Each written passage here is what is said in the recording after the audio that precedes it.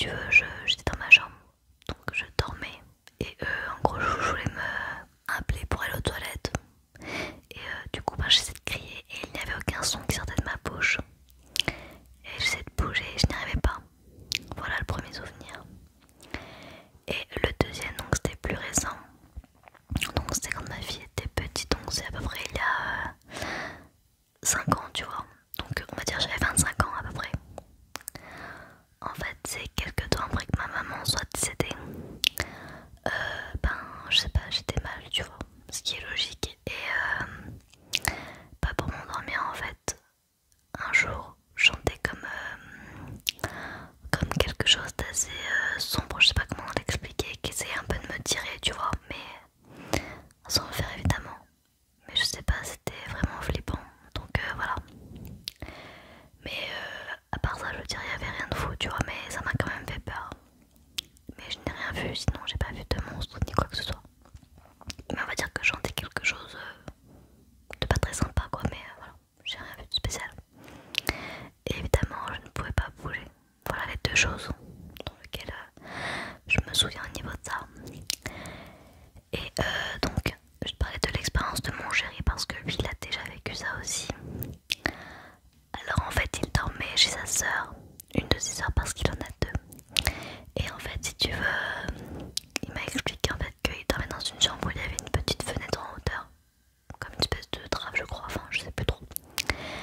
Et en gros, en fait, il s'est senti se faire étrangler et il n'arrivait pas à bouger.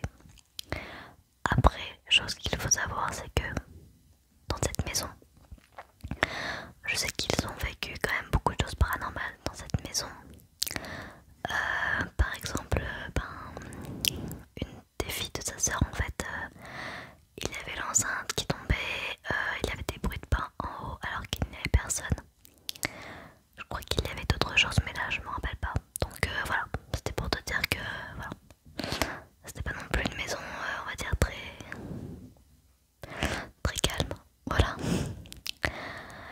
Et donc là, je vais te parler de la vie des scientifiques. Alors je te le dis tout de suite, comme ça moi tu auras mon point de vue. Pour moi ce n'est pas ça, voilà. Pour moi c'est quelque chose d'autre. Mais après évidemment il faut y croire. Et chacun son avis, chacun son point de vue, d'accord, hein. Il n'est pas nécessaire d'insulter les gens ou de ne pas être sympa parce qu'on ne partage pas le même avis, d'accord. On a tous le droit d'être différents. Bon. Donc là je te lis un petit peu l'avis que j'ai trouvé en fait sur la paralysie, mais d'après les scientifiques. Ok. Alors que la paralysie du sommeil, donc ils disent pardon, que la paralysie du sommeil est un phénomène où une personne qui se retrouve temporairement incapable de bouger ou de parler. Lorsqu'elle se réveille, cela se produit généralement pendant la transition entre l'état de sommeil et d'éveil, lorsque le corps est dans un état de relaxation, appelé atonie musculaire. Les scientifiques ont étudié la paralysie du sommeil et ont proposé différentes explications. Alors, une théorie courante est qu'elle est liée à la dissociation des états de sommeil paradoxal et de l'éveil. Normalement, pendant le sommeil paradoxal, le corps présente une paralysie naturelle pour empêcher les mouvements en réponse au rêve.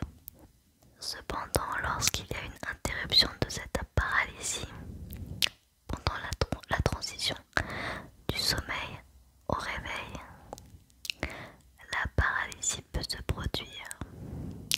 D'autres facteurs, tels que le manque de sommeil, les changements d'horloge biologique, le stress, les troubles du sommeil ou les maladies du sommeil, comme l'apnée par exemple, peuvent contribuer à la paralysie du sommeil. Voilà. Voilà ce que disent à peu près les scientifiques. Donc c'est vrai que quand tu regardes paralysie du sommeil, il y a beaucoup d'avis scientifiques et beaucoup moins de... Après il y a des témoignages évidemment. Mais là j'avais envie un petit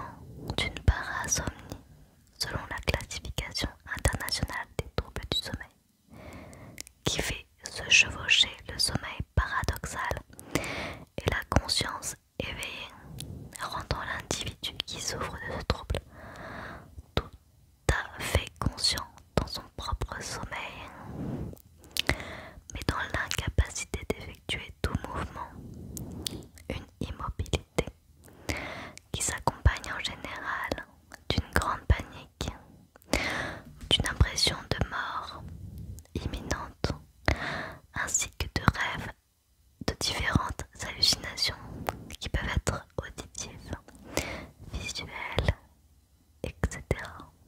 Donc si tu as déjà vécu ça, évidemment tu sais que ça fait très très peur. Et honnêtement, quand ils disent que ce sont juste des faits scientifiques, etc., moi ça me fait bien rire en fait. C'est comme si quand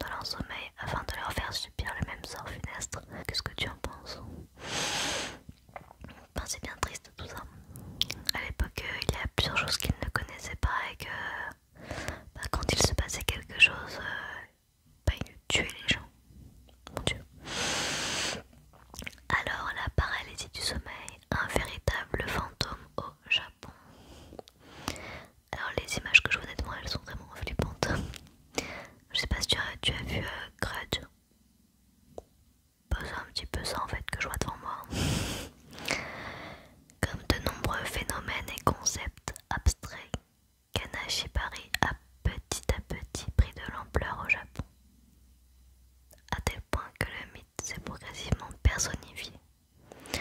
Au pays du soleil levant, et cela est largement dû aux croyances animistes qui persistent dans la religion Shinto.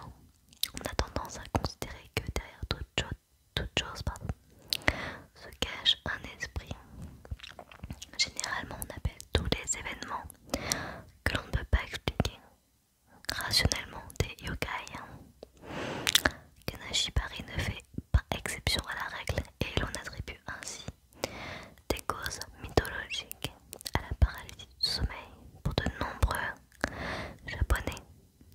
Ce phénomène est dû à l'intrusion d'un démon dans le sommeil du dormeur.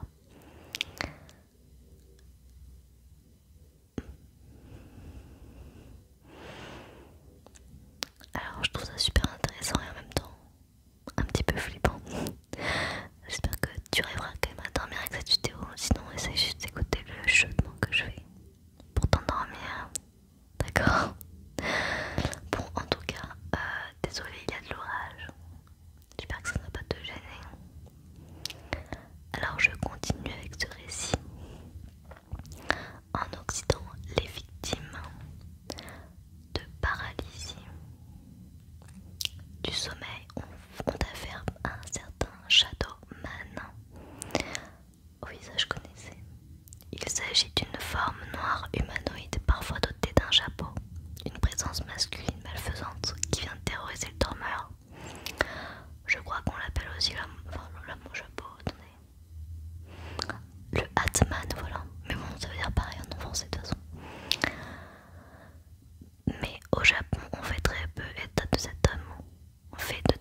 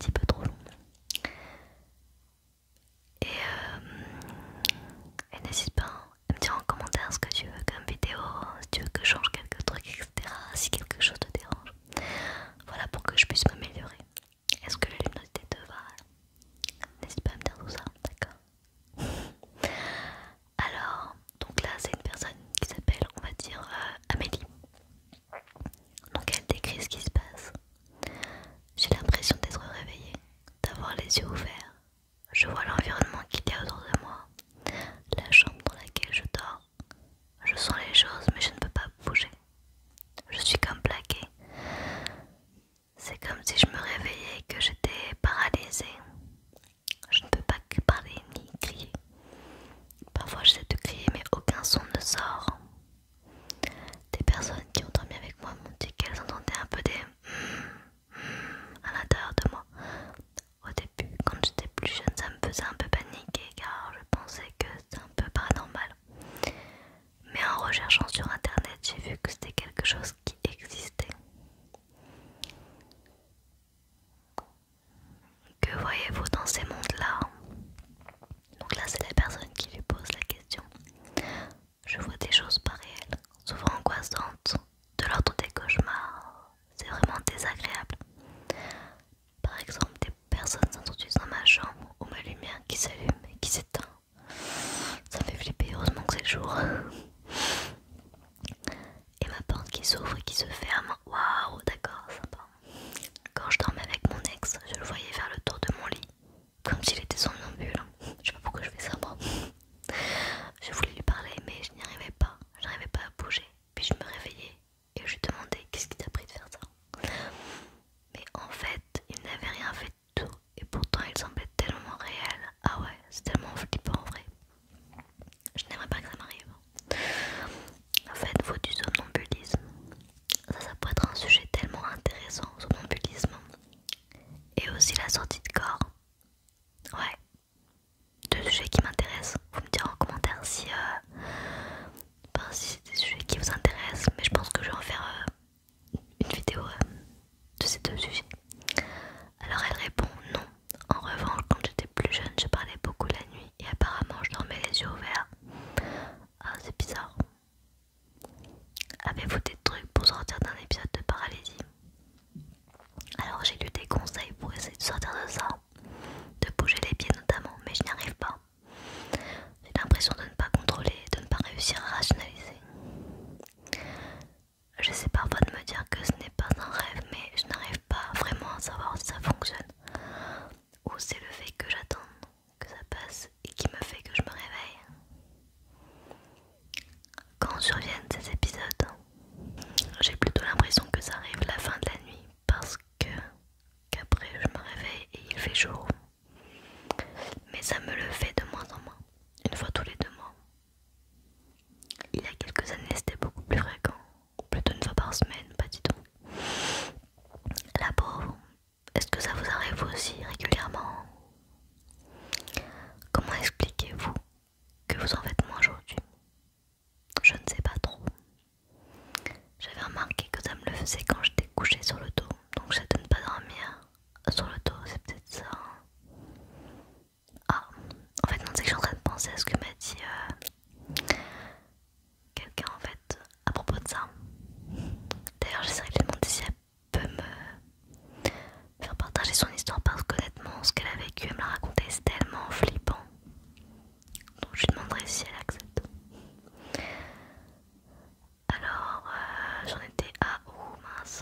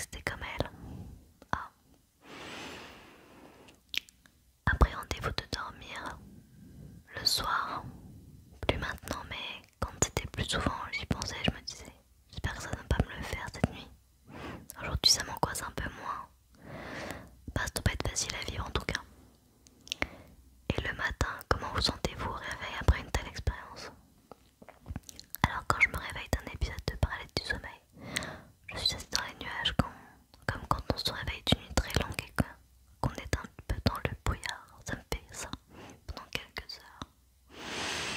Ok. Avez-vous mis en place des solutions pour ne plus faire de paralysie du sommeil? Je suis une thérapie et j'en ai parlé. Ça m'aide, mais sans vraiment faire un travail sur ça. J'ai l'impression que pas mal de gens font de la paralysie du sommeil sans le savoir et ne vont pas forcément en parler, alors que c'est quelque chose qui peut potentiellement s'arranger.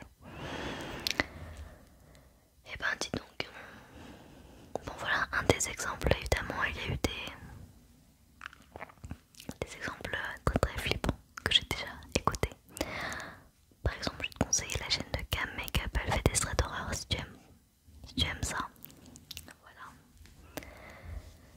Et je sais que quelqu'un s'y a associé a eu des expériences avec, pas avec, elle fait des vidéos avec Jill, mais pas forcément aussi, c'est vrai. Mais j'aime beaucoup ces vidéos là, donc voilà. Bon, j'espère que ça t'a plu. Bon, la prochaine fois, je pense que je devrais un des sujets que je t'ai cité, donc ça ce sera le somnambulisme ou la sortie de corps, parce que je trouve ça super intéressant. D'ailleurs, bon non, je vais pas le dire maintenant, d'accord, on attend la prochaine vidéo parce que des fois je parle un petit peu trop, c'est vrai. Est-ce que tu trouves que je parle un petit peu trop vite? Ou est-ce que tu préférerais que je parle plus vite? Non, je pense pas parce que je parle déjà vite. Bon, je vais te laisser avec cette vidéo et j'espère qu'elle t'aura plu, d'accord? Bon, n'hésite pas à me dire hein, ce que tu en penses. Si toi tu penses que ça vient de quelque chose de paranormal, au contraire, tu ne crois pas du tout en ça et tu penses que ça, voilà, que c'est plus quelque chose de scientifique.